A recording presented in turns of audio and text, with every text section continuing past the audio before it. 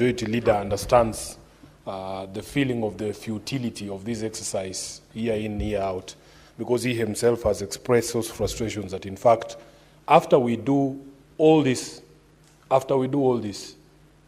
nothing actually is followed by anyone. From your contributions, it sounded to me as if this disbursement schedule is just a suggestion to the National Treasury that they can, he used the word a guide. And the Honorable Speaker, I was listening to him keenly. He said that this Senate introduced this tradition of passing a disbursement schedule in 2015, when he said that at that particular point in time you would find 50% of the money due to counties going only to counties only at the end of the financial year. But Majority Leader, the question I'm asking myself, because when I read the report of the committee, they are still talking about 42% of the money that was meant to go to counties in the 2024-25 financial year having been disbursed in the final quarter. Are we really making progress with this piece of legislation? So, Honorable Speaker, you look at the schedule that is attached to the report. It creates this image that because Nairobi has been allocated 21.4 billion shillings in this financial year, 1.7 billion shillings should be released to the county government of Nairobi on the 15th of each month. On the 15th of each month. But this has never happened. As we speak today, I think the county governors are telling us in the County Public Accounts Committee that the last disbursement they received was for the month of July. So, Honorable Speaker, we are asking ourselves certain questions. If indeed this document is supposed to tie the hands of Treasury so that there is a predictable flow of funds to the county governments, why is it never respected? And that is the reason why I was telling the Majority Leader at the advent of this debate that it would have been better for us to spend more time on the questions and statements and say the things that need to be said, because this one, from my perspective, is an exercise in futility. Even in your own personal life, Honorable Speaker, if you don't know when and if you are going to be paid, how do you plan yourself? How do you know when you're supposed to receive the money to pay your rent, to buy food, to be able to take your kids to school? It is very difficult. And in fact, Senator Khalwale had made a suggestion here that we should tie the hands of Treasury further and require that they disburse this money. I think he said every month, or I don't know what he said. But for me, in view of what has been happening with our county governments, my suggestion would actually be that this money be released every quarter at the beginning of the quarter, so that the county governments can be able to have at least a 3-month supply of resources to be able to take care of the jobs that they've been given to do under the Constitution. Now, Honorable Speaker, we have always argued that the National Treasury has never understood that it is not a national government treasury, that it is a treasury for both levels of government, so that from their behavior and conduct, one can be almost persuaded that they do not consider county governments a priority.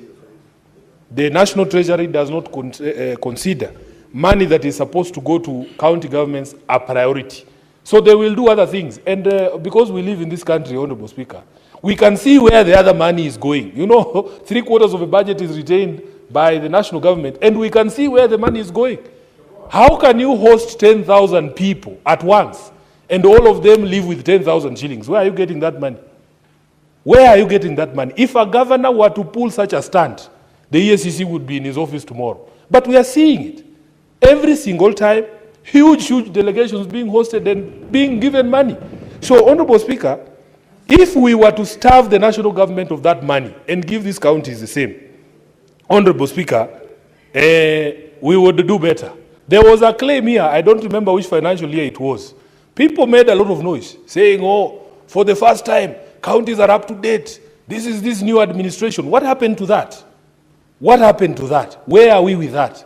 Because it was not true. It was simply not true. So therefore, Speaker, we are not saying that we do not have problems in the county governments. I myself, as a senator of Nairobi, when the committee report on the public accounts was brought here, you saw that Nairobi has the largest fiduciary risk. You saw that we have the highest spending bills of over 100 billion shillings.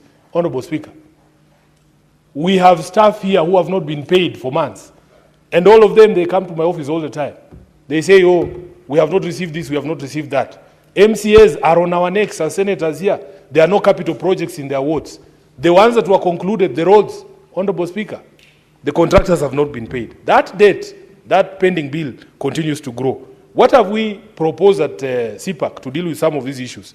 Senator Halwale will be happy to know that the County Public Accounts Committee has proposed two things. First of all, we are going to do a list of shame for 10 counties.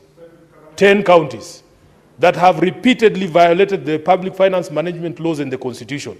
And we had an engagement with the Treasury, CS, John Badi, that we were actually going to recommend stoppage of funds for these 10 specific counties. But then, Honorable Speaker, the paradox is, how will the county government feel the pinch if in the normal course of events, they receive money 3 months later? Because the Constitution gives us, when you stop funds, the Constitution gives you a window of 3 months. You stop funds for 3 months.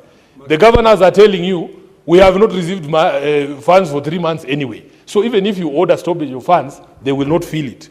But we need National Treasury to cooperate with us so that when we put these mechanisms in place, they actually work.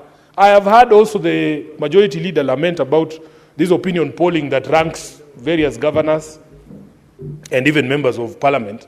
And at County Public Accounts Committee, we have actually suggested and will be proposing to this House that the best ranking for county government performance can only come from the Senate. It can only come from the Senate and its committees. You combine all these reports of all these counties, Education Committee, the Health Committee, the County Public Accounts Committee, and then you as a Senate can give an objective ranking as opposed to these posters who, as you've had accusations flying around from the majority leader, are not very reliable. Honorable Speaker, on e-government procurement, I also want to just add my voice to the sentiments that have been expressed by my colleague from Narok, that in fact,